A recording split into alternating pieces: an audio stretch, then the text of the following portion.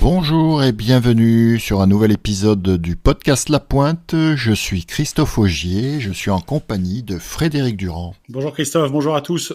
Un bassin chauffé à blanc, des joueurs prêts à tirer des boulets de canon, et au milieu, un seul homme.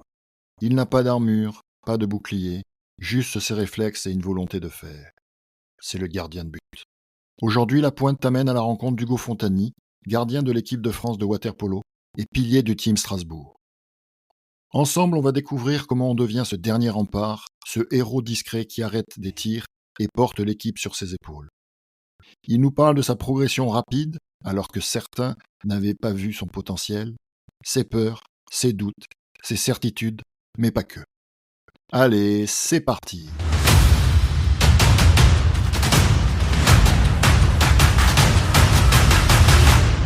Quatrième épisode de cette deuxième saison et on a un nouvel invité sur le plateau, on va dire comme ça, le plateau de La Pointe, et on a la chance d'accueillir le gardien international Hugo Fontani. Hugo, bonjour. Est-ce que tu peux te présenter en quelques mots, s'il te plaît? Bonjour à tous, du coup, Hugo Fontani.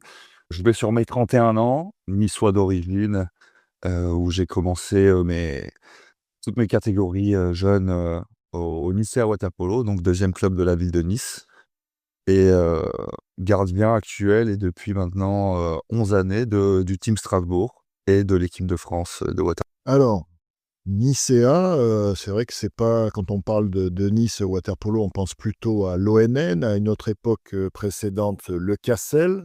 Comment un jeune, passe de Nicea à Team Strasbourg, sans passer par, peut-être l'ONN? Ben, c'est un peu un mystère, hein. On me demande souvent comment ça s'est produit, mais on va dire que j'ai eu la chance de tomber au bon moment en face de gens qui ont vu quelque chose en moi, qui ont su me faire confiance. Je parle des gens qui étaient au sein du team Strasbourg, à l'époque où je suis arrivé et qui m'ont permis de rentrer, dans le sport de haut niveau, et à partir de là, après, c'est, que du travail, de la motivation et de la passion surtout. Mais Hugo, qu'est-ce qui a fait que est-ce que tu as été essayé à l'ONN? Est-ce que tu es passé directement du lycéa à Strasbourg? Ou est-ce que, dans les matchs de jeunes qu'il y a de temps en temps entre le lycée et l'ONN, il y avait quelqu'un qui t'a repéré ou qui t'a est-ce que tu as fait un essai à l'ONN? Ah oui, j'ai fait un essai à l'ONN, j'en ai fait 2 même. C'était à l'époque, avec, Samuel Nardon, qui était l'entraîneur, de l'équipe, élite de l'ONN, et ça n'a jamais été concluant parce que, voilà, il y avait déjà 2 gardiens en place et que, peut-être que moi, j'étais peut-être pas prêt aussi, donc je ne sais pas trop, mais à chaque fois, on me renvoyait, on va dire à la maison, au lycéa, et je finissais à mes saisons en national 3 ou en national 2 suivant la période, quoi. Ça, c'est à quel âge, les essais? 1er entre 16 et 17 et le 2e 17-18. Donc de là, tu bascules vers Strasbourg, tu t'en vas à Strasbourg, dont tu deviens le 1er gardien quasiment immédiatement. Ouais, c'est ça, l'année d'après, on me contacte, pour me dire, «Viens faire un essai à Strasbourg. On a vu quelque chose, chez toi d'intéressant». Donc moi, je suis monté faire l'essai, évidemment comme un gamin, hein, avec cette passion du water polo, en tête depuis tout petit. Donc j'y suis allé, ultra motivé, très sérieux.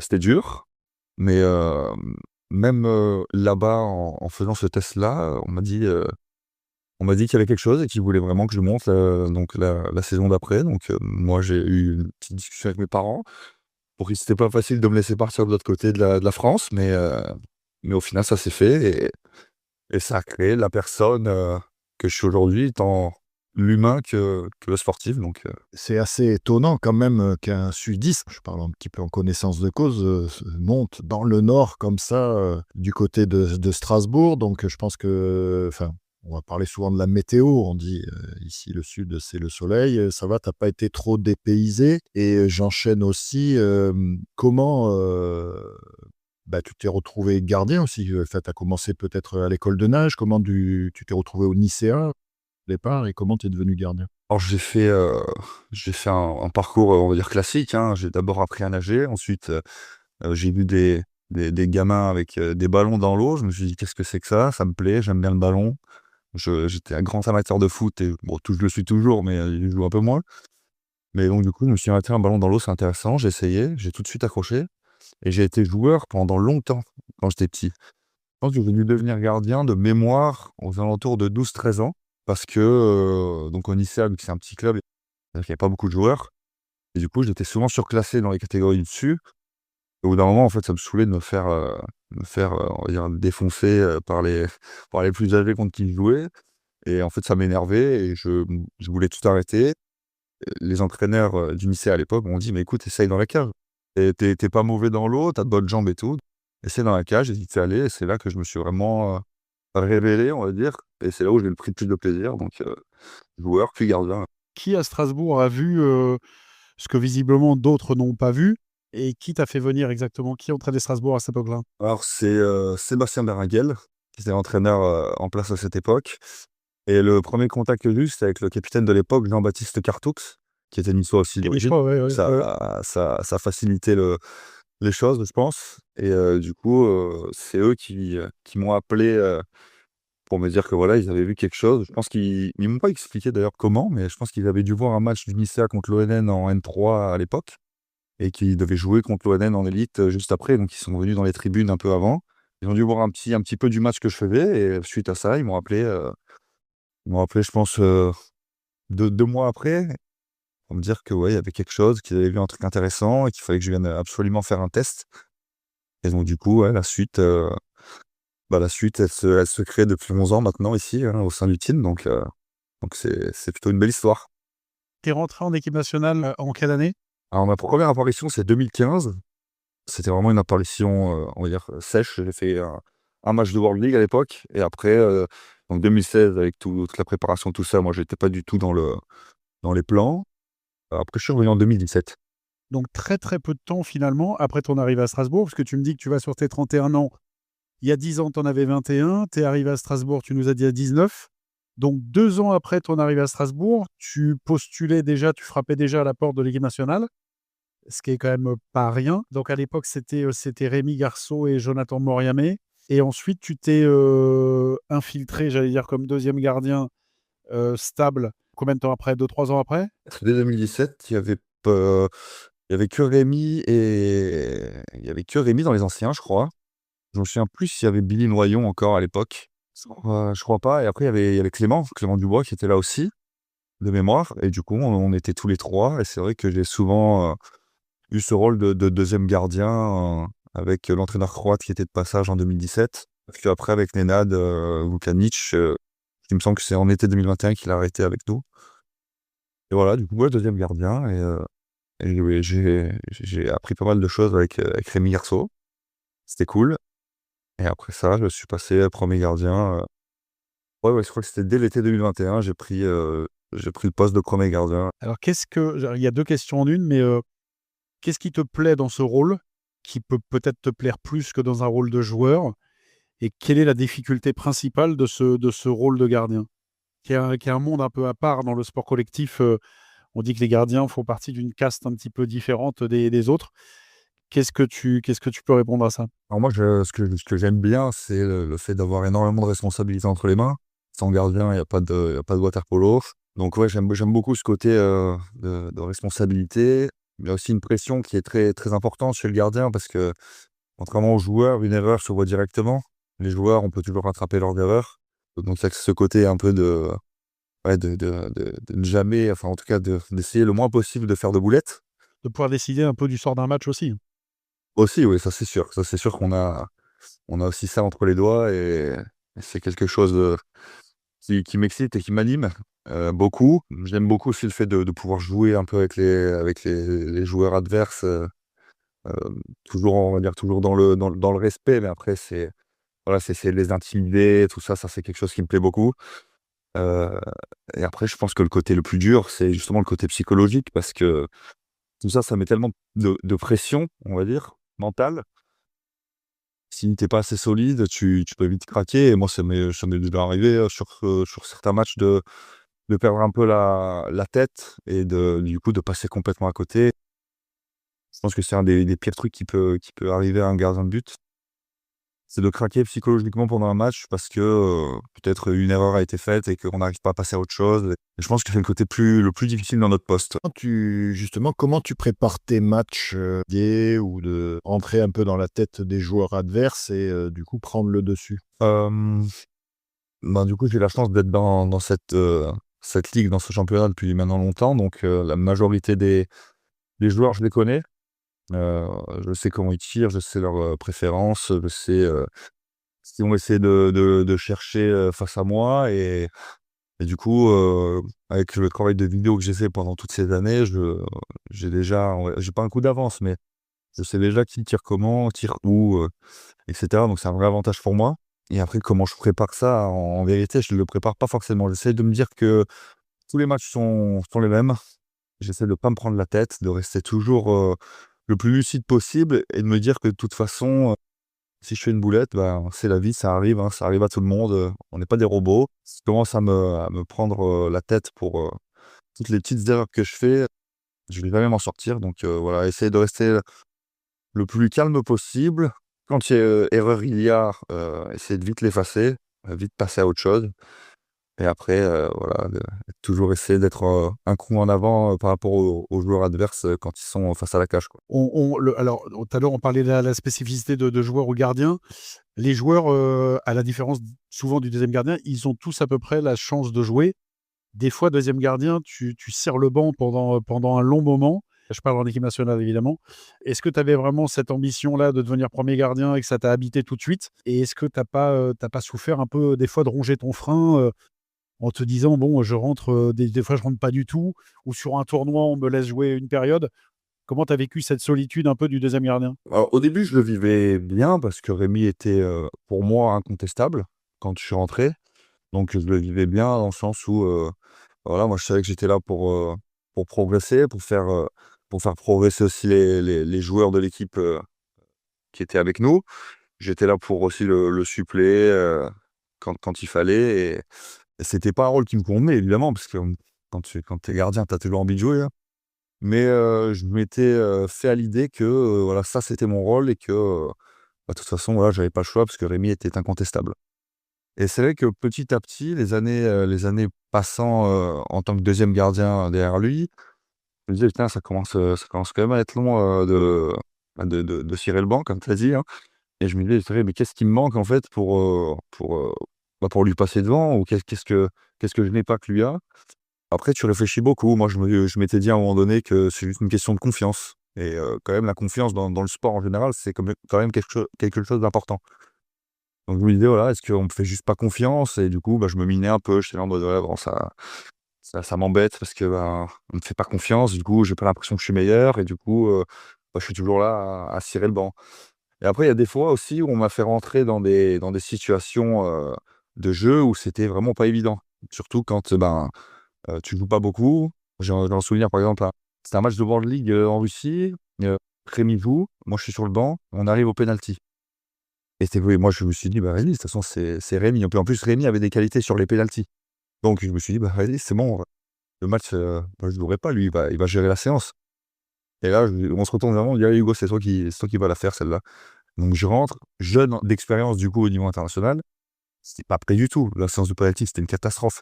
Sans que Donc voilà, je pense que c'est, plus le côté confiance, moi, à cette période-là où j'étais deuxième qui m'a fait du tort et où j'aurais moins dû me prendre la tête là-dessus pour peut-être être meilleur et pouvoir peut-être espérer, jouer plus rapidement. Parce que tu vois, je fais un petit parallèle avec le foot. Dans le foot, souvent on dit qu'il faut que la hiérarchie soit bien installée. Vous, c'était le cas? C'est-à-dire que le coach, quel qu'il soit, enfin, parce que tu as eu plusieurs coachs, la hiérarchie était bien installée au début, c'était toi, tu étais, je vais pas dire condamné à la deuxième place, mais, les rôles étaient bien définis, par la hiérarchie. Ouais, je pense qu'à cette époque-là où c'était défini, je n'ai plus en tête, l'âge qu'avait Rémi à cette période, mais il était beaucoup plus âgé que moi, il est toujours, hein, d'ailleurs, hein.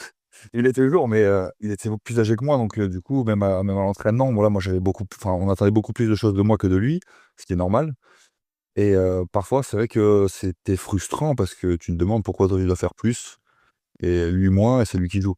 Mais après tu le comprends au fur et à mesure et tu vois tu vois que le mental est quand même très important là-dedans parce que Rémi était quand même, c'est quand même, je trouve, mentalement très fort et même s'il avait des entraînements qui étaient peut-être moins, on va dire moins durs, où on en attendait moins de lui que de moi, il arrive toujours à quand même être bon, pendant les matchs donc voilà, l'entraînement ne fait pas tout. Je pense aussi que j'étais peut-être pas prêt encore donc sur la période avec, Nenad, je pense que voilà, je manquais peut-être, d'envie en justement en me disant que j'étais condamné à être deuxième et que j'avais peut-être le moyen déjà de passer devant, mais que j'ai pas vu les signes qu'on m'envoyait et j'ai pas pu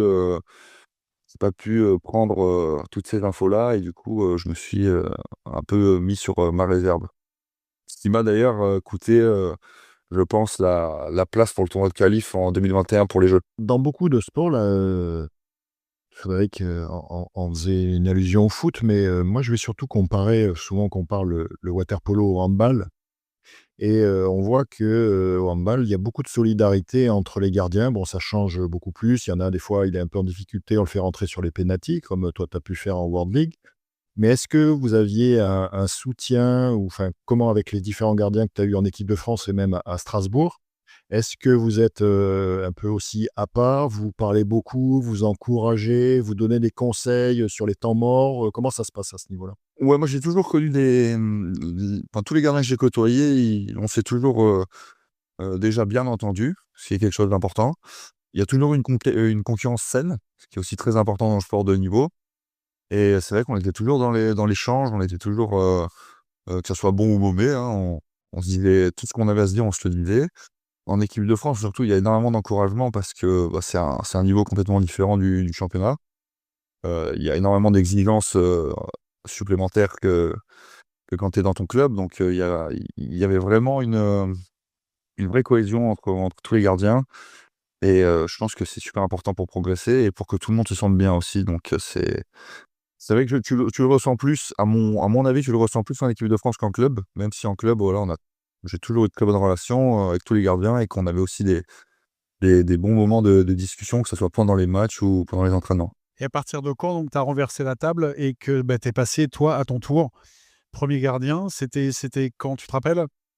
Ouais, je crois que c'était, l'été 2021, super finale World League à Tbilissi. Donc là, C'est là il y que avait plus Rémi là? non, il y avait plus Rémi, c'était Clément et moi, déjà. OK, donc là, tu as pris la place de numéro 1, tu l'as plus lâché. Dans tous les sports, pour qu'une équipe nationale, elle performe, il faut un gardien, au top et je trouve qu'il y a eu à un moment donné une mue où tu as franchi un cap. Je peux pas te dire exactement quand, peut-être que toi tu t'en rappelles et je ne sais pas si tu es conscient de ce cap? Mais où et donc ce cap-là, c'est accompagné d'une transformation des résultats de l'équipe de France, où tout d'un coup, d'un gardien, je vais dire normal, tout d'un coup, tu es passé dans une dimension, complètement, différente, où tu as d'ailleurs été élu, très souvent dans les trois quatre gardiens des tournois auxquels tu participais. Est-ce que toi, tu es conscient de cette mue-là? Et s'il y a une explication à ça, comment tu l'expliques ce passage tout d'un coup, un gardien, top, top? Oui, moi j'ai conscience de ça, je pense que c'est justement ma non-sélection au TQO de Rotterdam, là, avant Tokyo, qui a fait que j'ai pris, conscience de pas mal de choses. Je pense que je restais pas mal sur la réserve, justement, du fait que, ben, il y ait Rémi devant moi, pendant très longtemps et que je n'osais pas moi me lâcher totalement et le fait de pas y être allé, au début ça a été très dur, où je me suis dit: «OK, c'est n'importe quoi, le sélectionneur est complètement fou, c'est la honte qu'il vient de me faire et tout». Puis petit à petit, en discutant déjà avec les gars en équipe de France, puis avec, des gens de mon quotidien à Strasbourg, bah, j'ai pris conscience qu'en fait, moi bah, je restais sur mes bases en fait et je essayais pas de sortir de ma zone de confort à l'entraînement et du coup, passer cette compétition, où l'équipe de France en plus était proche de se qualifier, j'ai totalement changé ma façon de travailler et de voir les choses. C'est-à-dire que je travaillais déjà bien, mais je me suis mis dans un état d'esprit où je me suis dit: «Vas-y, de toute façon, rien ne doit t'arrêter et personne, ne pourra te freiner. Donc peu importe ce que les gens pensent, vas-y, donne-toi 200 et puis tu verras». Et c'est vrai que du coup, dès l'été, bah, j'étais déjà quelqu'un de différent par rapport à février Et une fois que Florian est revenu, c'est là que vraiment j'ai, récupéré un boost de confiance de sa part et de la part de l'équipe du coup après, qui a fait que j'ai complètement explosé et que j'ai pu vraiment me lâcher à 200 quoi. En plus, tu sortais, alors je sais pas si c'est 2 années de suite, mais en club, tu sortais sur 2 titres de champion. Vous avez gagné, donc je m'en rappelle, contre Aix-en-Provence, la finale, votre premier titre, et la deuxième finale contre Marseille. Être champion de France au polo en ne jouant pas à Marseille, et sur ces dernières années, c'est assez rare et c'est compliqué. Tu surperformais déjà en club, mais tu avais du mal un petit peu à passer ce cut. Ce retour de Florian, il a été de Florian Brouzot. Qu'est-ce qui t'a amené dans cette prise de confiance de ta part? Ouais, il est revenu déjà avec un plan, un vrai plan. Il était pas seul d'ailleurs avec ce plan-là. Il est revenu avec quelque chose qui, je pense, il a embarqué tous les gars de l'équipe de France, avec lui. Moi, je le connaissais pas tant que ça au final, parce que je l'avais eu, un été aux Universiades, en 2015, plus une seule sélection du coup en World League. Donc moi, j'avais pas eu forcément trop de rapport, avec lui et du coup là, je le découvrais réellement et moi, il m'a tout de suite mis dans une zone de confort, on va dire, au niveau de la confiance, mais en me disant que, voilà, si tu ne bouges pas le cul, tu pourras pas être un des meilleurs gardiens, du monde et tu pourras pas aider l'équipe de France. Donc il va falloir que tu te donnes à 200 et moi, je serai là pour t'accompagner et c'est vrai que moi, ça m'a tout de suite mis en en confiance parce que, quand quelqu'un te dit ça et qu'il veut t'accompagner, il sait déjà que tu peux, enfin, que tu as un bon niveau et qu'il sait que tu peux atteindre, on va dire, les sommets, bah, alors tu te donnes à 2000 et tu oublies tout le reste, quoi. Et du coup, on a passé des étés, avec une charge de travail de malade où j'ai souffert, comme un fou et ça m'a servi, chaque été était un palier de plus, monté jusqu'à 2024. Et ouais, Florian m'a beaucoup apporté et surtout sur le plan psychologique, ouais.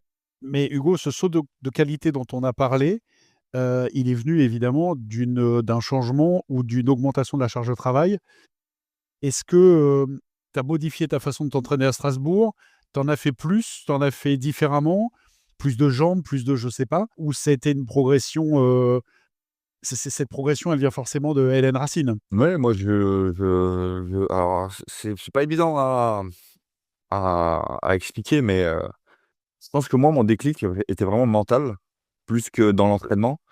Mais du coup, ce déclic mental m'a fait, prendre conscience de choses que je devais faire dans l'eau, en muscu, en prévention, les soins avec les kinés et cetera. Des choses que quand tu es jeune, honnêtement, ça te barbe, quoi. C'est des trucs, tu as pas envie d'en entendre parler. Pour toi, c'est du temps perdu quand tu es jeune et du coup, bah, ça m'a fait prendre conscience de tout ça, sachant que j'avais déjà quelques petits bobos à cette période donc voilà, ça m'a vraiment, permis de me concentrer là-dessus et je suis revenu à Strasbourg, sans forcément changer mes entraînements, mais en les rendant beaucoup plus, qualitatifs. C'est-à-dire être beaucoup plus, concentré quand je suis dans la cage, faire les exercices avec beaucoup plus de détermination, en essayant de t'imaginer, pendant un match, par exemple. C'est que Florian, il nous faisait faire des exercices l'été qui ont été vraiment bénéfiques pour moi et que je vais demander à mes entraîneurs, de reproduire à l'entraînement, à Strasbourg. Donc il y a des fois où on me laissait, pendant 20-30 minutes et j'allais faire les exercices que je faisais l'été, avec la sélection, avant de commencer l'entraînement en commun avec les autres. Donc voilà, c'est plein de petits trucs, en fait, qui changent pas forcément ton quotidien, mais qui font que tu t'améliores, plus vite et tu vois les effets, immédiatement. Donc voilà, pour ça, Florian, vraiment, ça a été un vrai déclic aussi, supplémentaire pour moi, ouais. Est-ce que, justement, bon, là, tu as dit qu'il y avait un entraînement un peu spécifique que t'avait proposé Florian et que tu reproduisais à Strasbourg, mais, le reste du temps à Strasbourg, est-ce que c'est, les entraîneurs successifs que tu as eus t'ont proposé quand même des entraînements, spécifiques? Ou est-ce que c'est quand même plutôt venu de toi? Tu as regardé un peu ce que faisaient les autres, surtout avec l'équipe de France, bah, tu vois comment peut-être d'autres gardiens, se préparent ou s'entraînent, puisque souvent, bah, en stage ou ça avec d'autres équipes, ou c'est quoi l'alchimie un peu entre tout ça? Non, moi, j'ai toujours eu des entraînements spécifiques. J'ai jamais, dû chercher des trucs, par moi-même. Alors évidemment, je suis curieux, donc j'ai regardé, plein de choses, que ce soit sur les réseaux ou voilà, quand tu es en compétition, tu regardes les autres, tu regardes ce qu'ils font, et cetera. Mais j'ai toujours laissé le coach me diriger. Et après, c'est vrai que quand je trouvais qu'il y avait des exercices peut-être qui ne me servaient pas, parce que tous les exercices sont bons à prendre, mais qui étaient peut-être moins adaptés à ce dont moi j'avais besoin, j'allais toujours faire une petite remarque à la fin de l'entraînement en disant: «Voilà, peut-être que là, j'aurais dû faire ci ou j'aurais dû faire ça», pour essayer de toujours améliorer, que ça soit ma séance et aussi peut-être le coach. Parce que je sais que énormément de coachs là, surtout Olivier, voilà, il s'intéresse à énormément de trucs. Mais c'est vrai que quand tu es pas gardien, c'est quand même pas évident de proposer des trucs toujours, je vais dire de qualité, mais c'est pas vraiment de qualité. C'est plus des trucs toujours utiles. Parce qu'il y a des fois où tu vois enfin, on me fait faire des exercices et en plus, du coup, vu que je suis curieux, ça rejoint un peu ce que je disais. On me fait faire des exercices, moi je suis toujours là à essayer de comprendre pourquoi je le fais. C'est-à-dire à quoi ça va me servir.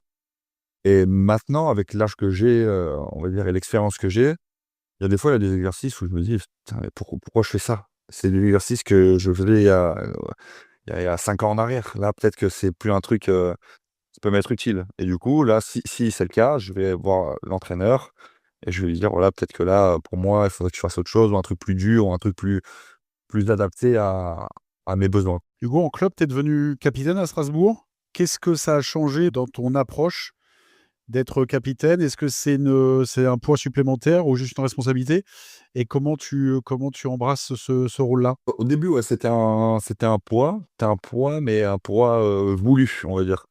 Enfin, je pensais à l'époque que c'était quelque chose qui allait me faire encore grandir, n'ayant pas conscience du rôle que c'était, et surtout que j'avais des gens qui étaient plus âgés que moi, au sein de l'équipe.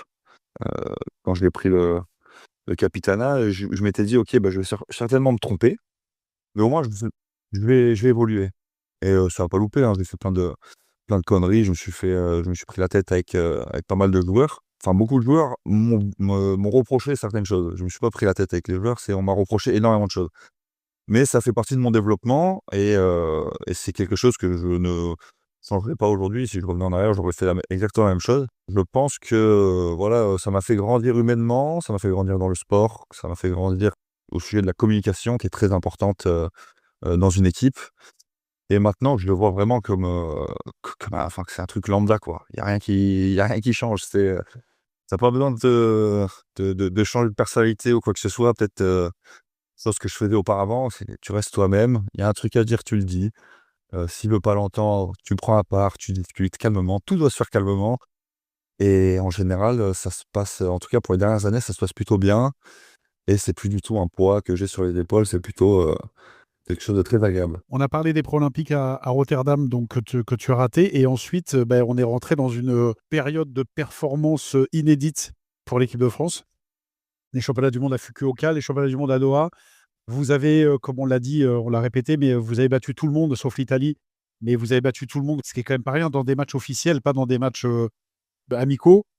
Est-ce que toi, au fur et à mesure, tu as vu les adversaires, je veux dire, changer par rapport à vous? Est-ce que tu as vu leur regard ne plus rencontrer les petits Français qu'on va toller gentiment, et puis le regard aussi sur toi, puisqu'on a parlé de cet essor de la performance et ces shooters qui maintenant, fallait qu'ils fassent quand même un peu plus de choses pour pouvoir te mettre un but. Est-ce que tu as vécu ça? Tu en as été conscient? Ah oui, oui, je l'ai ressenti, ouais. Je l'ai ressenti, immédiatement parce que, quand on commence, avec Florian, si je dis pas de bêtises, on commence avec Split, le championnat d'Europe. On finit, 6e et c'est vrai que, voilà, c'était que le début, donc on pouvait aussi, s'attendre à ce que ça soit qu'un coup de chance, on va dire. Donc là, à ce moment-là, moi, j'ai pas forcément pris conscience. Je me suis dit: «OK, bah, c'est super ce qu'on a fait», mais c'est rien n'est établi dans le temps. Donc il faut c'est juste une performance, voilà, exceptionnelle et le lendemain, ça sera que du passé. Et c'est vrai que petit à petit, avec le championnat du monde à Fukuoka où on fait aussi 6e et dans la foulée, c'était quoi? Il y avait la World League aussi où on a la super finale en France, à Strasbourg d'ailleurs, où on a bien performé. C'est vrai que petit à petit, tout mis bout à bout, je commençais à me dire: «OK, là, c'est vrai qu'on commence à se faire un peu respecter». Ça se voyait, dans le jeu que proposaient les adversaires. Ouais, ils avaient beaucoup plus de difficultés à trouver ce qu'ils cherchaient et c'est vrai qu'ils avaient un peu plus peur de ils avaient pas forcément de tirer. de conclure leurs actions. Je cherchais toujours, peut-être le moyen le plus difficile pour marquer. Et me concernant, perso, je pense que c'est à partir, ouais, de Fukuoka ou le match contre l'Espagne, où on a failli passer en quart. Je pense qu'à partir de là, vraiment, moi, personnellement, on a commencé à me regarder d'un œil différent. Je me souviens encore des Espagnols qui sont venus me voir à la fin du match en me disant: «Tu été exceptionnel là, tu sorti un match de fou». Et quand tu as des joueurs comme, voilà, Granados ou même leur jeune gardien qui te dit, ce genre de commentaires après le match, voilà, tu ne peux que être content. Donc voilà, sachant que mon expérience internationale, n'était pas forcément, e excellente, jusqu'à présent, c'est vrai que j'ai pris conscience du niveau que j'avais atteint et du niveau de l'équipe de France aussi. On se rappelle des mimiques de soulagement de Péronne à la fin du match. C'est pas un quart, hein, Hugo, c'était pas pour rentrer en quart, c'était un quart, c'était pour rentrer en demi. C'est vrai que c'était un carré. Donc c'était quand même une marche, énorme et je me rappelle de ouais, ouais, de Péronne, le soulagement qu'il avait après le match. C'est vrai que de voir que maintenant les joueurs, je vais pas dire te calculent, mais des fois, bon, la France, c'était un peu un pays comme ça, les gens s'occupaient pas trop et puis maintenant d'être entré dans cette espèce de gotha, c'est super et c'est très valorisant. Nous, de l'extérieur, on a vu ça et puis j'ai vu les perfs quand même, j'étais emballé de près, de loin, des arrêts réflexes, teston, tu sors vite. Non, non, non, mais c'est vrai, il y a pas beaucoup de points faibles, hein. Tu en as peut-être un, mais tu le diras pas pour pas donner des idées aux shooters. Mais, il y a eu des matchs quand même où c'était des arrêts quand même, pas sur des shoots au casse-croûte, des vrais arrêts décisifs à des moments décisifs du match.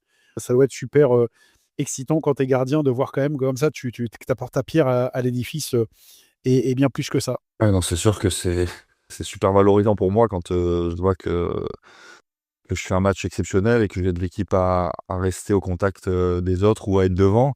Après moi, je fais pas le boulot tout seul, hein, je suis quand même bien aidé, mais c'est vrai que, bah, moi, je prends un malin plaisir à faire ces types d'arrêts-là et c'est quelque chose qui, moi, me booste, pendant le match et qui booste les autres. Surtout que je rentre dans une euphorie galvanisante, et pour moi et pour eux. Donc ça fait un joli bouquet qui fait que, bah, l'équipe roule bien et moi j'adore ça. Et quand je rentre, Pierre-Frédéric Van Peperstraat, il se fout à chaque fois de ma tronche, mais quand je rentre de ce genre de match, je le regarde direct parce que, bah, j'ai encore la palpitation à 10 000 et les frissons quand je le revois. Donc ouais, c'est quelque chose de beau et de valorisant pour moi, ouais. Tu parlais tout à l'heure que Florian Bruzo était venu avec un plan par rapport à ton expérience depuis donc 2017, on disait. Enfin, c'était quoi ce plan en fait? Qu'est-ce qui a fait que, bon, toi, on vient de l'évoquer, ta performance et voilà, tu as pris conscience de tes capacités, je veux dire comme ça, et du coup, bah, tu es devenu une pièce maîtresse et forcément le gardien, c'est un poste très clé. Mais par rapport aussi aux joueurs, au reste de l'équipe, qu'est-ce qui a changé? Est-ce que c'était vraiment ça s'est joué beaucoup sur la confiance? On sait que la confiance pour un gardien, plus qu'ailleurs aussi, elle est importante. Qu'est-ce qui a vraiment changé? Qu'est-ce qu'il y a, dans l'encadrement? Qu'est-ce qui s'est passé, quoi? Ben, quand je parle de plan, c'est, autant tactique que sur, tout ce qui est extérieur, à la piscine. Et c'est vrai que déjà on est arrivé avec un staff qui était, ultra fourni. Et les années précédentes, on avait pas grand-chose, quoi. On avait 2 coachs en général, principal et adjoint, et kiné, docteur. Là, c'est vrai qu'on est arrivé, donc on avait kiné, docteur, on en avait plusieurs, ça tournait. On avait un prépa physique, on avait un prépa mental, on avait une psychologue. Donc on avait énormément de ressources, si on avait besoin de consulter, l'un ou l'autre. Et c'est vrai que quand tu es dans un cadre comme ça, déjà, tu ne peux que progresser parce que tu as des outils, de partout. Et c'est vrai que du coup, ça soulageait aussi le travail des entraîneurs de ne pas avoir à faire la prépa physique, de ne pas avoir à gérer les problèmes psy, de tous les joueurs et cetera. Donc je pense que ça les a soulagés et ils ont pu aussi se concentrer, sur, la vraie partie de leur travail. Après concernant vraiment la piscine, je pense que Florent a établi un lien de confiance avec, tous les joueurs ou quasiment tous, on va dire, de l'équipe de France. Tu vois, il y a toujours quand même une espèce de hiérarchie, et du coup, il y a un peu moins de relationnel avec certains que d'autres. C'est comme ça aussi, c'est le sport de haut niveau. Et c'est aussi peut-être le water polo qui est comme ça. Mais oui, il a réussi à mettre énormément de gens en confiance et on a pu, je pense qu'il a réussi à tirer le meilleur de chacun d'entre nous. Donc c'est pas venu d'un coup, hein, c'est venu petit à petit. Mais oui, il a réussi à mettre tout le monde dans le même sac, avec la même envie, la même motivation. Et je pense on n'a jamais tous, autant travaillé et de notre côté et ensemble de cette manière-là. Et du coup, ça a fait que ça a très bien pris et que le groupe vivait très bien en dehors de l'eau et vivait très bien dans l'eau aussi. On a dit que vous aviez battu tout le monde et c'est la vérité, sauf l'Italie. Qu'est-ce qui manque pour, battre nos chers amis transalpins qui souvent, non seulement nous battent, mais avec des écarts, on fait des fois des débuts de match pas mal et tout d'un coup on prend je me rappelle d'un match où on prend un partiel avant de 8-0. Qu'est-ce qui manque? Pourquoi on arrive à battre les Hongrois, les Américains, les Espagnols et les Italiens en but?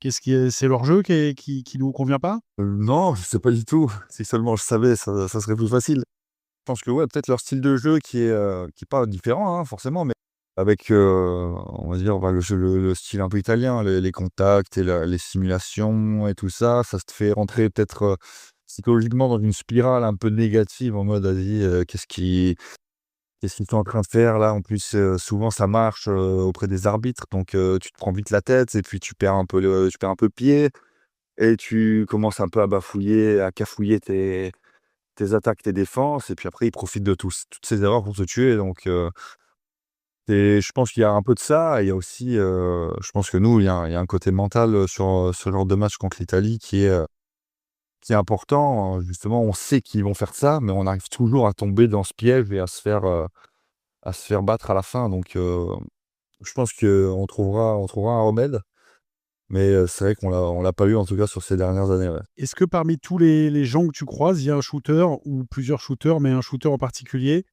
sur lequel tu y arrives pas? C'est trop fort, c'est trop vite, c'est trop, sur la fixe, est-ce que tu as des bêtes noires ou une bête noire sur un gars que lui, tu arrives pas à t'en sortir et quand il a la balle, bah, tu te dis: «Merde, lui, ça va être compliqué». C'est pas évident parce qu'il y a Parce tellement qu'il y a de joueurs que tu en as croisé là, de Mandic à Deneš Varga enfin il y en a plein, Di Fulvio, est-ce qu'il y en a un sur lequel tu as du mal à t'en sortir? bah, il y a tellement de bons joueurs, de très, très bons joueurs que c'est compliqué, mais si je devais en nommer un, là, actuellement, je pense que Mandic, dans la forme actuelle qu'il a, c'est peut-être celui qui est le plus impressionnant et celui qui peut poser le plus de problèmes. Avant, quand j'étais un peu plus jeune, c'était, Deneš Varga parce il t'envoyait le ballon où il voulait, quand il voulait, tu pouvais ne pas bouger, donc c'est celui qui m'a le plus impressionné quand j'étais un peu plus jeune. Mais actuellement, je pense que ouais, Mandic est celui qui peut me poser le plus de problèmes parce qu'il est dans une forme, phénoménale. Alors, on ne veut pas spécialement tourner en boucle là-dessus, mais sur l'équipe de France, comment toi tu as vécu ces Jeux Olympiques à domicile? Et là, on a quasiment fêté les 1 an. Comment ça s'est passé cette année post-olympique? Alors je les ai vécus, c'était un peu particulier parce que je les ai bien vécus, mais à la fois, j'ai l'impression que je les ai pas vécus à 100%. L'expérience était incroyable, arriver dans le village, c'était incroyable. Ces bassins, c'était incroyable. Ce public, c'était incroyable. Mais c'est vrai que j'ai l'impression qu'on les a un peu traversés. On les a traversés parce qu'on s'est un peu bridé. En tout cas, ce n'est que mon avis et voilà, Ah, Hugo, c'est que ce que moi je pense, ouais. c'est pas tout à fait que ton avis parce qu'on a de mémoire, on avait invité, Romain Marion et vers nous et Alexandre Bouet. Ils avaient aussi ce ressenti d'être restés un petit peu sur la réserve et de pas s'être, libérés. Donc c'est marrant d'avoir un troisième joueur qui a le même ressenti. Vas-y, je te laisse continuer, pardon. Non, je disais qu'on les a un peu traversés et je pense que c'est un peu de la faute de tout le monde. Enfin, il y a pas vraiment de responsable, ni de choses qui ont fait que ça s'est produit de cette façon. Je pense que voilà, tout le monde s'est un peu bridé. Heu, si seulement j'avais la raison, ça serait énormément facile pour moi, mais moi quand je suis rentré des jeux, j'étais, abattu complet. Abattu complet parce que ça m'avait gonflé, le water polo me gonflait, j'en avais ras le bol Et je pense que voilà, on s'est bridé là-bas au jeu parce que peut-être que c'était en France et qu'on voulait tellement bien faire qu'on avait peur. On s'est interdisé des trucs au sein du village. Quand je dis les trucs, c'est peut-être, je sais pas, aller boire un café à 16h, par exemple, hein, des trucs tout bêtes, hein. Et le fait de se mettre dans une bulle peut-être où on c'était pas une bulle saine, c'était une bulle, peut-être où on voulait être tellement performant qu'on s'est mangé tous la tête, chacun dans son coin, hein. Il y a personne, qui est venu manger la tête de quelqu'un d'autre. Vraiment chacun dans son coin, on s'est rongé le cerveau et on est arrivé au match avec cette identité qui n'était plus la nôtre.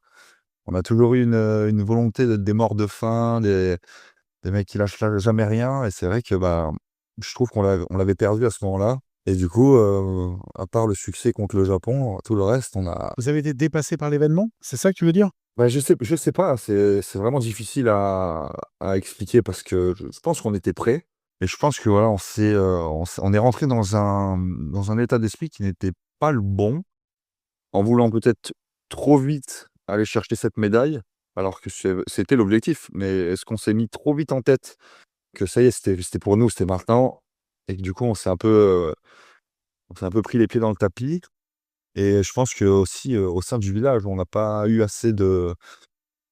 assez de liberté. Je pense qu'on est resté un peu trop confinés dans nos chambres à justement penser trop perf.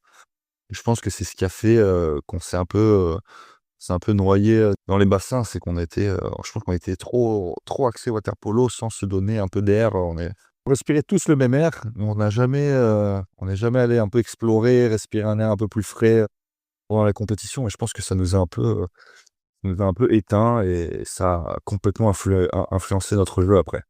Et même le fait que des joueurs, parce qu'il y en avait pas mal, hein, je ne vais pas tous les citer, mais qui avaient déjà vécu une expérience olympique, parce que souvent on dit que les premiers jeux, tu y vas pour voir et les deuxièmes jeux, tu y vas pour gagner. Mais le fait d'avoir un gars comme Mike, par exemple, Bodegas, qui lui a été médaillé olympique, donc il connaît le chemin, le long chemin de la poule, du quart, de la demi, même si vous l'aviez connu sur un championnat du monde, mais qui ne sont pas les Jeux olympiques. Hugo avait fait les Jeux, Enzo, tout ça. Est-ce que c'est l'apport des anciens par rapport à cette expérience olympique, même ça n'a pas réussi à endiguer ou à trouver la clé pour pouvoir aller s'évader, comme tu dis, et puis vivre les Jeux différemment? Si, ces gars-là nous ont aidés, nous les novices, des Jeux olympiques, ils nous ont aidés à nous mettre dans les meilleures conditions possibles. Après, je sais que Mike, voilà, beh, c'est celui qui a le plus d'expérience, en tout cas au niveau des Jeux, parce que comme tu l'as dit, lui, il allait gagner quelque chose, avec l'Italie et je pense personnellement que c'est lui qui a été le meilleur sur ces Jeux-là avec la France aussi, de mémoire.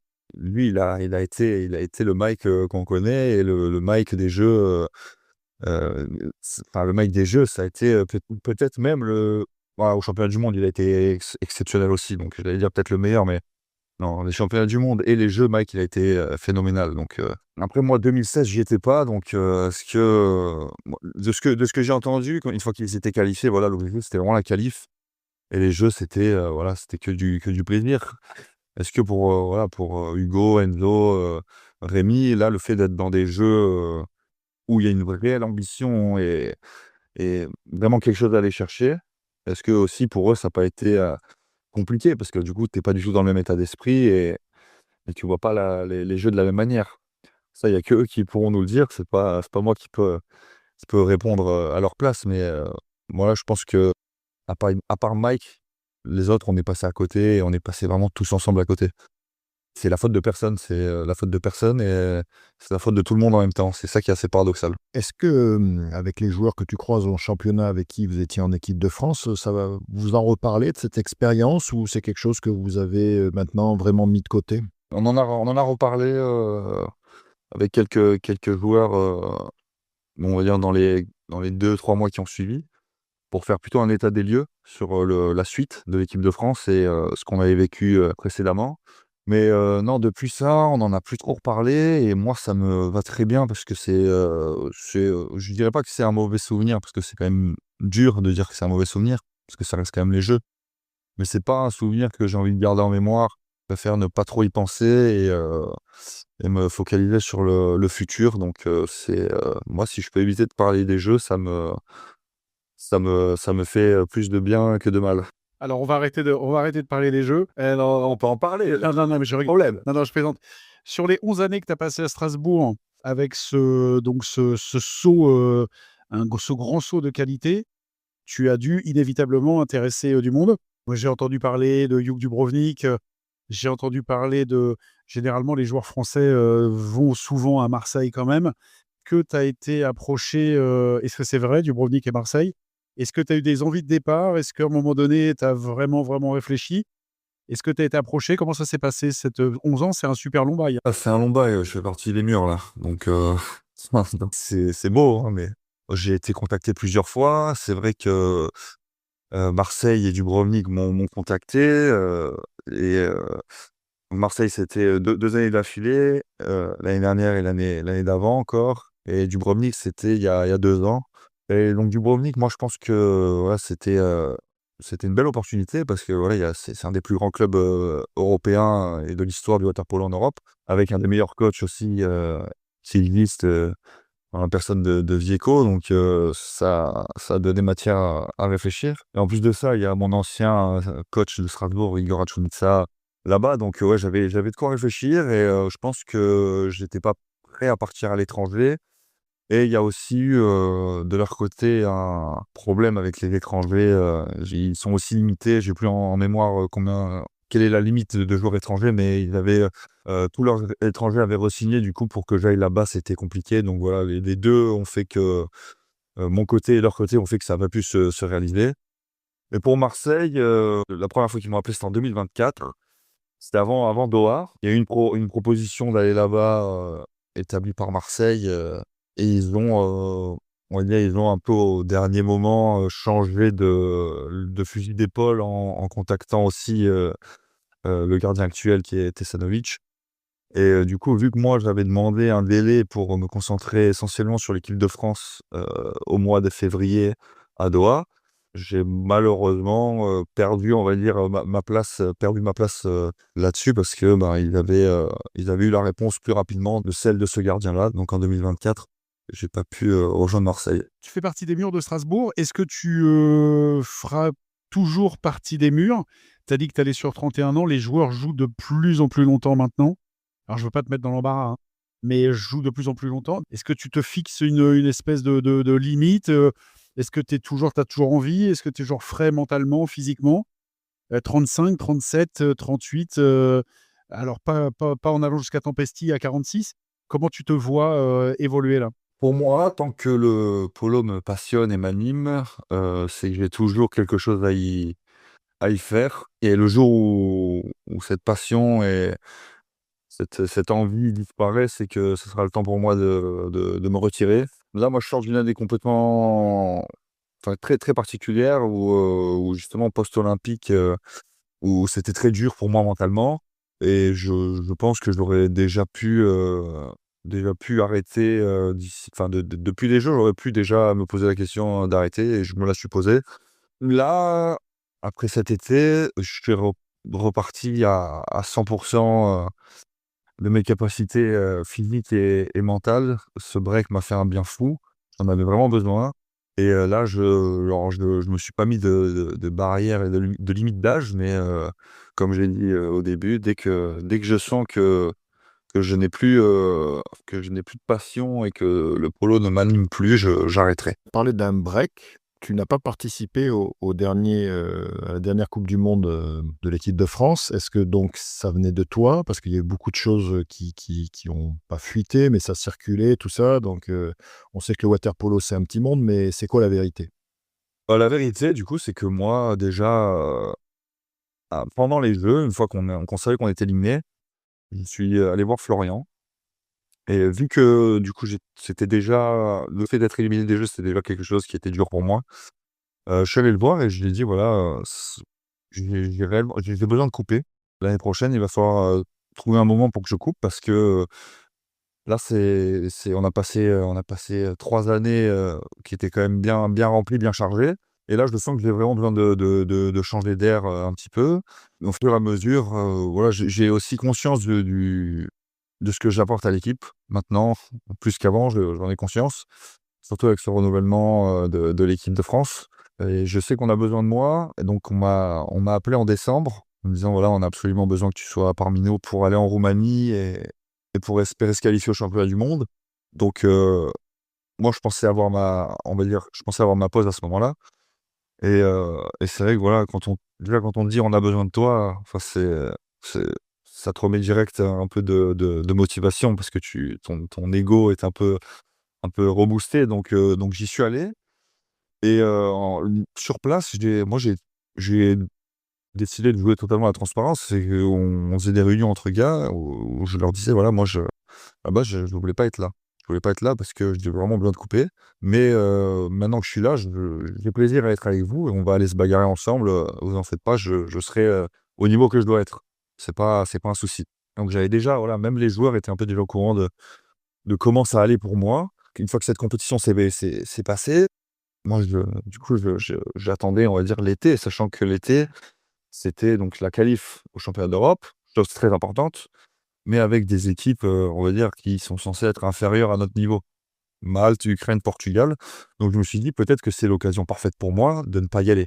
Et donc j'ai échangé avec Florian plusieurs fois et en au terme de discussions, de plusieurs discussions, il a réussi il a encore réussi à me convaincre d'y aller, l'été pour aider l'équipe de France. Et pareil, j'y serais allé avec, pas avec le frein, mais j'y serais allé toujours avec, cette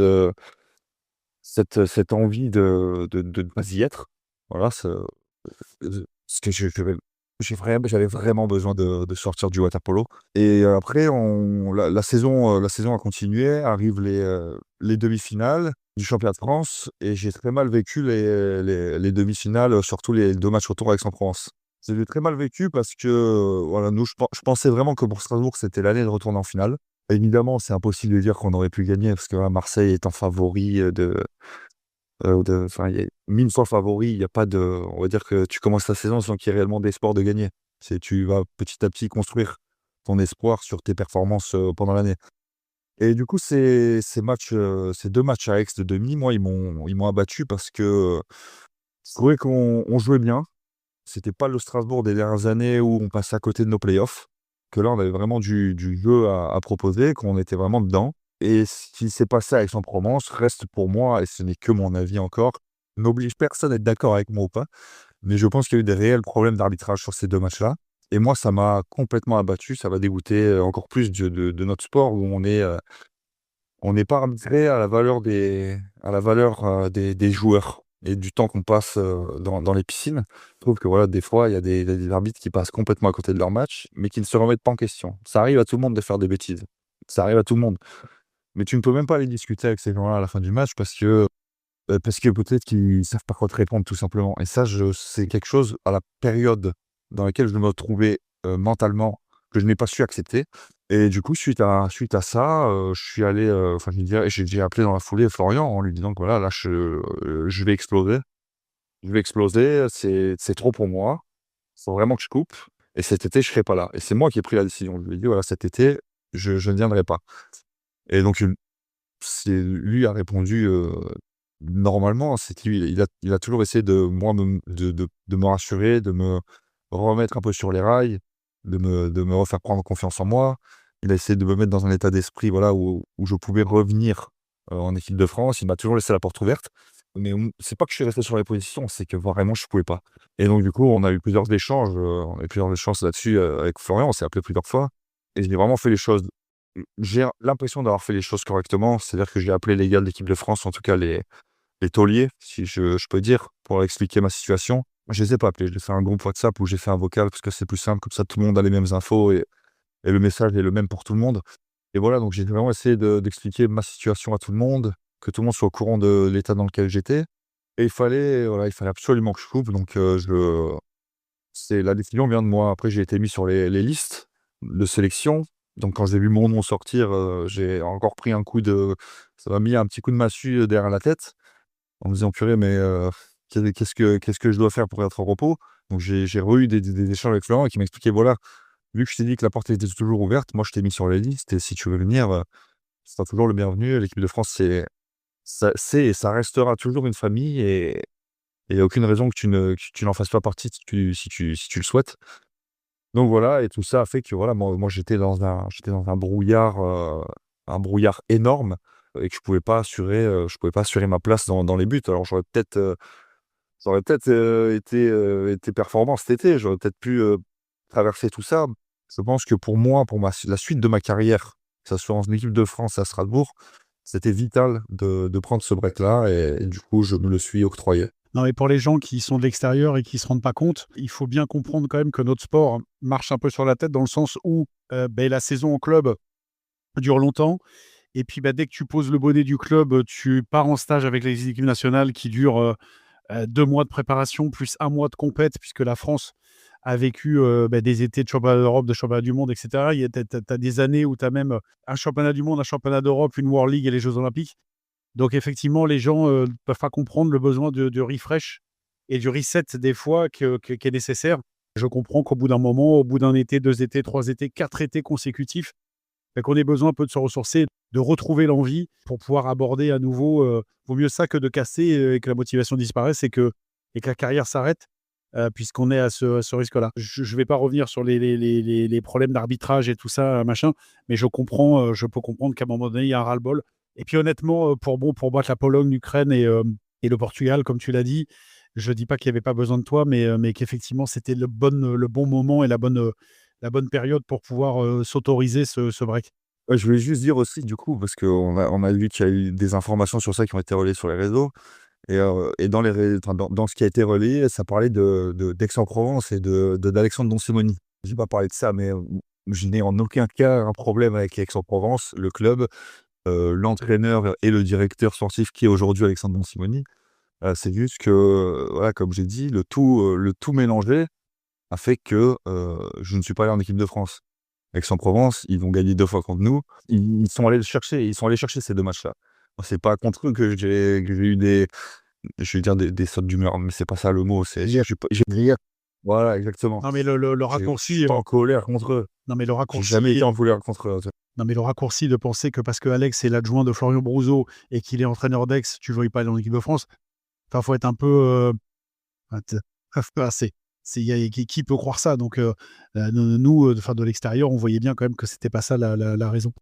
Je voulais revenir sur un truc, donc on a eu l'émergence, l'émergence du gardien que tu as été, qui a participé aux résultats, les très, très bons résultats de l'équipe de France et comment tu as vécu toi, le passage de la promesse qui était Thomas Vernoux à tout d'un coup l'explosion d'un joueur, hors norme, même si on le savait, on le voyait arriver depuis qu'il avait 14 ans, mais après, pour confirmer chez les adultes et chez les seniors, c'est quand même pas toujours donné à tout le monde et cette explosion d'un joueur qui j'allais dire, qui n'existe pas, qui nage à 2000, qui a un gabarit hors norme, qui peut jouer à tous les postes de l'attaque avec succès, qui a un shoot dévastateur.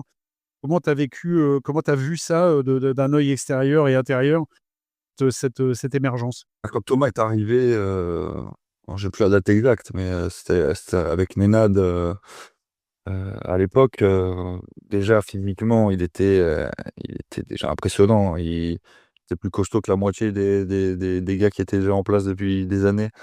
Donc, rien que physiquement, il en imposait déjà. Et c'est vrai que petit à petit, on a tous eu son évolution. On savait très bien déjà qu'il allait avoir une évolution parce que ce qu'il renvoyait dans l'eau était déjà à son jeune âge, exceptionnel. Il s'est aussi très rapidement, fait remarquer des autres dans les équipes adverses. Moi, j'ai en mémoire, alors j'ai plus l'année, mais j'ai en mémoire, Luka Dončar, qui était à une période quand même une pointe, qui est toujours une très bonne pointe, mais qui était à une période, qui était un joueur exceptionnel, qui, lors d'une compétition, je crois que c'était en Croatie, l'avait pris à part dans le bassin, alors qu'ils se connaissaient pas. Il avait pris, il dit: «Tiens, je vais te montrer encore deux trois trucs. En fait, tu vas encore progresser un peu plus». Quand tu vois ça, alors que le gamin, il a 16 ou 17 ans à ce moment-là, tu te dis: «Bon, c'est bon, c'est sûr que ce gars-là, il va exploser». Et c'est vrai que, bah, d'année en année, il a fait que progresser. Il a progressé physiquement alors que c'était déjà une armoire. Et personne ne fait ça. Personne ne fait ça à part lui, je pense. Donc ouais, dans l'eau aussi, la progression s'est vue. À Doha, il a atteint un niveau, stratosphérique, et voilà, j'espère qu'il aura toujours, enfin, qu'il a toujours une marge de progression devant lui, parce qu'il a progressé tellement vite que malheureusement, des fois, ça peut s'arrêter, puisque je ne lui souhaite pas, à mon petit Thomas, mais Mais ouais, je pense qu'il a un avenir brillant devant lui et je pense qu'il saura saisir les opportunités, les meilleures opportunités quand il faudra. Si je dis pas de bêtises, je crois que vous étiez réunis ensemble d'ailleurs sur le plateau de Quotidien. Je crois que vous étiez tous les 2, il me semble, hein? Ouais, c'est ça exactement, ouais. C'était un bon moment avec lui. Donc du coup, bah, je profite de cette transition. Comment, voilà aussi cette exposition, alors je ne veux pas revenir encore, on l'a dit, voilà, ressasser des mauvaises choses, pour toi, hein. Mais, mise en lumière aussi, sur les plateaux de télé, on a parlé de water polo comme on n'avait jamais parlé de water polo. Moi, je me souviens, j'avais fait un petit post, humblement en disant: «De l'ombre à la lumière». Comment tu as vécu aussi cette période-là? Première page de l'équipe, hein. 1re page de l'équipe du polo, c'était incroyable. Bah, j'ai vécu ça très humblement dans le sens où, bah, je comprenais pas trop ce qui nous arrivait. C'est quand on vient s'intéresser à toi et que des médias comme ça s'intéressent à toi, quand je dis toi, c'est l'équipe de France, hein. C'est quelque chose que tu ne peux pas imaginer. Et le jour où on s'est retrouvés tous les 2 dans les backstage, de cette émission de télé là, on a vraiment pris conscience de ce qu'on était venu faire et de la responsabilité qu'on avait aussi sur le dos parce que fallait qu'on soit des bons orateurs pour le monde du water polo en général. Donc on avait un peu de pression, surtout lui d'ailleurs, hein. Thomas, il avait beaucoup de pression. C'était fou. Moi, j'ai aussi en mémoire, j'avais fait une interview, sur la radio. Je sais plus, une radio que tout le monde écoute. Mon père, il écoute cette radio. Enfin, c'est dingue, quoi. Mon père, il m'a entendu à la radio, j'avais oublié de lui dire. Je lui ai dit: «Mais attends, c'est quoi ce délire? C'est sur cette chaîne de radio, tu me le dis même pas?» Je dis: «Ouais, bah, désolé, ça m'est sorti de l'esprit». Non, c'était dingue. Je pense que ça nous a vraiment bien servi avant les Jeux et bah, malheureusement après c'est le problème du water polo, c'est que ça s'estompe très rapidement aussi. Alors tu as eu un après, tu nous as dit que tu avais eu un après Jeux olympiques douloureux et le polo français a eu un après Jeux olympiques très douloureux puisque donc, on l'a souvent évoqué, enfin, assez régulièrement avec Christophe, mais, la disparition, bah, d'un 3e club là après, alors pas disparition totale, mais après Noisy-Tourcoing, maintenant on a Reims. On a une élite, alors on a un polo un peu paradoxal parce qu'on a eu des résultats qu'on n'a jamais eus, que ça soit en club avec Marseille au Final Four, que ça soit l'équipe de France. On a les jeunes là qui ont fait un petit top 8, sur les U18. Mais parallèlement à ça, on a un polo quand même qui se déplume un peu et perd 3 clubs d'élite, juste sur une année post-olympique. Je parle pas des filles parce que les filles, c'est pareil. Enfin, c'est moins prégnant, mais c'est pareil aussi. C'est quoi ton regard là-dessus et comment tu vois un petit peu l'avenir de la discipline? Pas 3 clubs, sur une année, c'est très dur, et pour tous ceux qui faisaient partie de ces clubs-là et pour tous les acteurs du water polo français en général.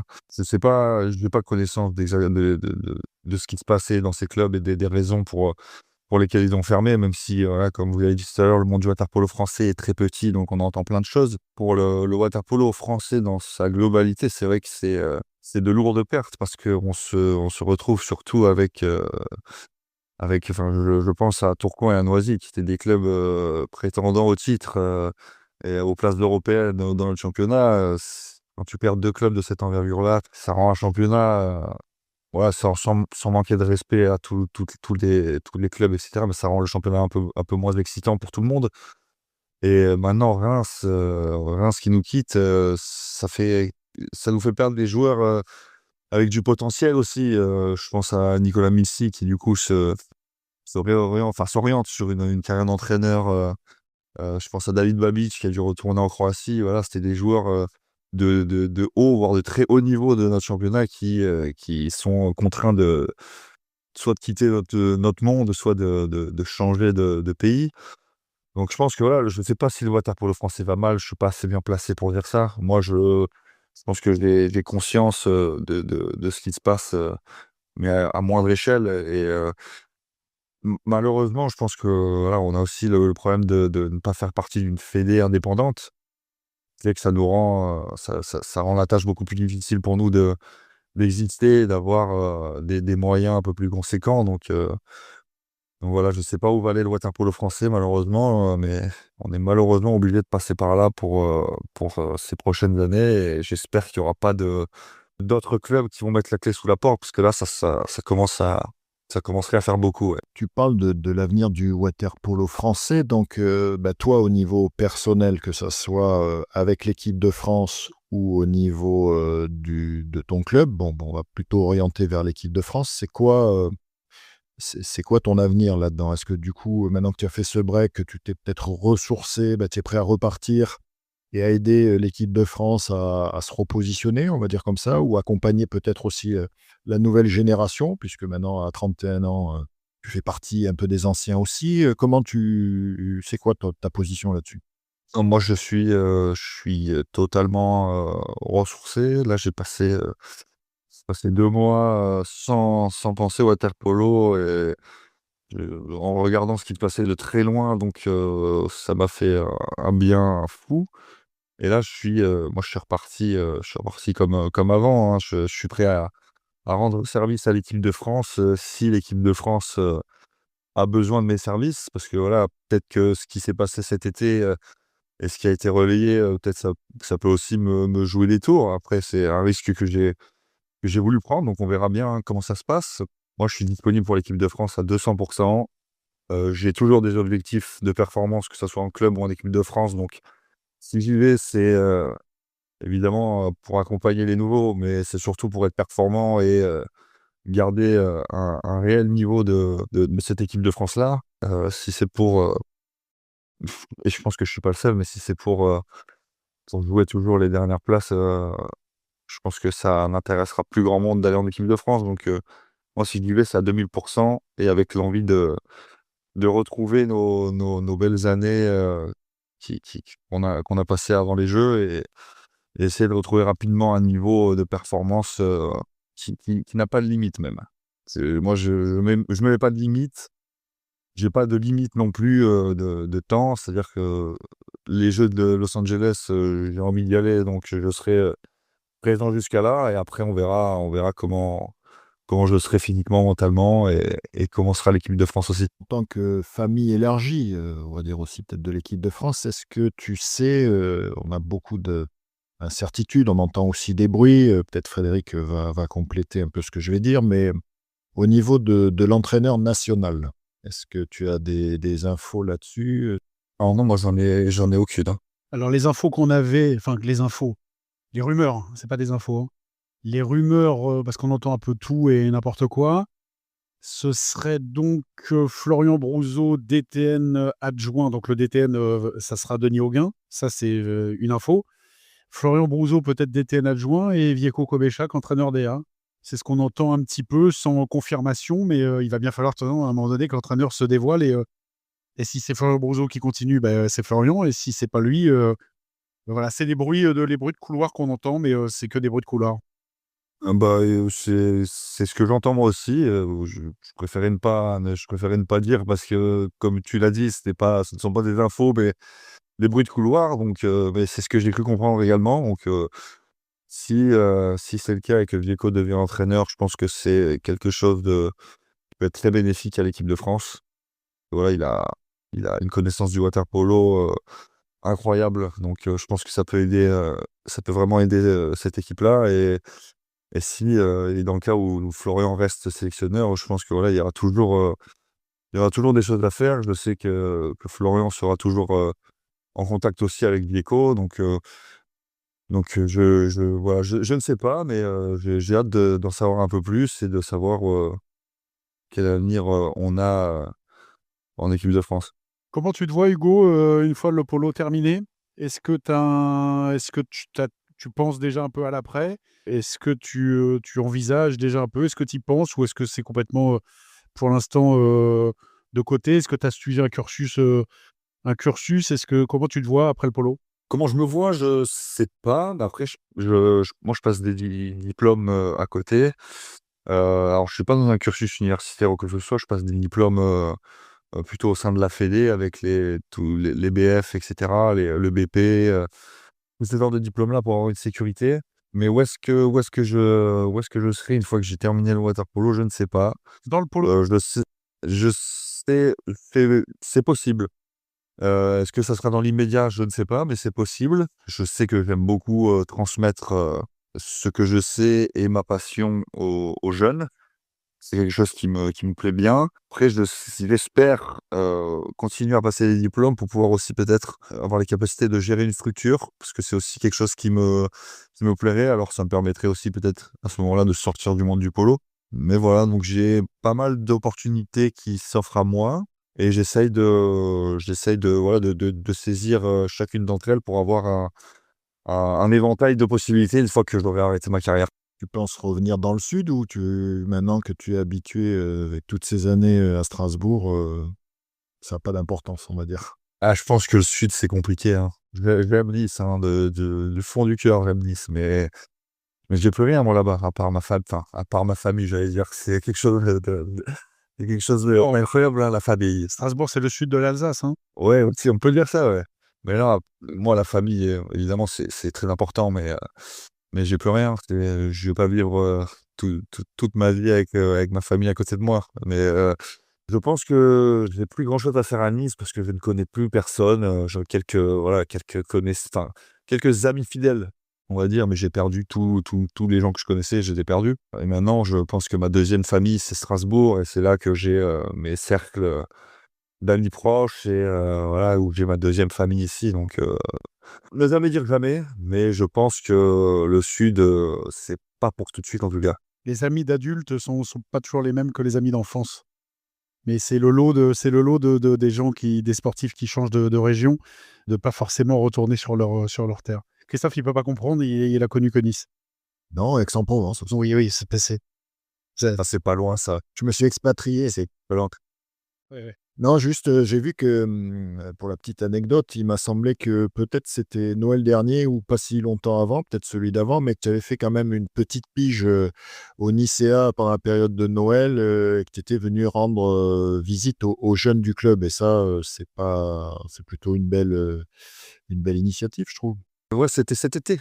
Cet été, il y avait les 25 ans du Nicea et donc moi qui ne voulais pas voir Polo, je pouvais quand même ne pas faire l'impasse sur le Nicea et je je leur dois tellement en vrai. Ils m'ont apporté tellement de choses quand j'étais gamin et c'est grâce à eux que je suis là aussi, aujourd'hui donc j'avais un devoir, d'y aller. J'y suis allé avec grand plaisir et c'est vrai que j'ai pu, partager un moment dans l'eau avec eux et après j'ai pu partager un moment, avec, les parents et tous ceux qui étaient présents, à la fête générale, on va dire, que le club avait organisée, pour les 25 ans. Donc non, c'était un moment très agréable où j'ai retrouvé des anciens coéquipiers, donc c'était important pour moi de le faire et j'ai passé un super moment avec eux, ouais.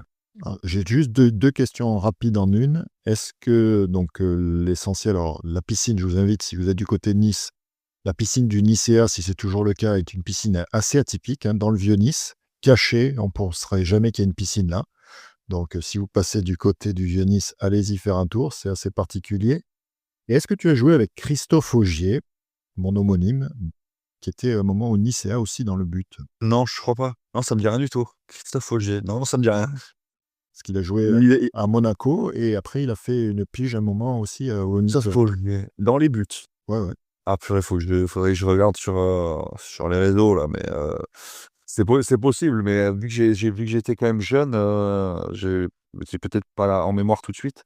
Mais peut-être que si je le vois en photo, ça me rappellera des souvenirs, ouais. C'est pas impossible. C'est pas impossible. Avant de conclure, bah, on l'a pas fait la dernière fois, mais on avait comme habitude de demander à notre invité, bah, qui, ils aimeraient bien entendre à ce micro. Donc, 1re question. Purée, c'est vrai que j'avais pas pensé à ça. C'est pas un piège, hein? En vrai, je dirais mon binôme d'équipe de France, je pense qu'il a non, il aurait pas mal de choses à raconter parce qu'il a un parcours aussi, comme moi atypique, et je pense à Pef, Pierre-Frédéric Van Peperstraat.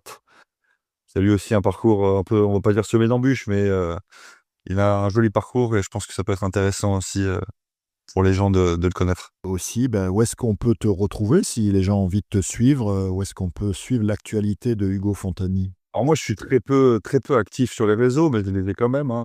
Vous pouvez me retrouver sur Instagram, mais je suis pas féru de ça, donc je reposte essentiellement la vie de mon club, donc du Team Strasbourg.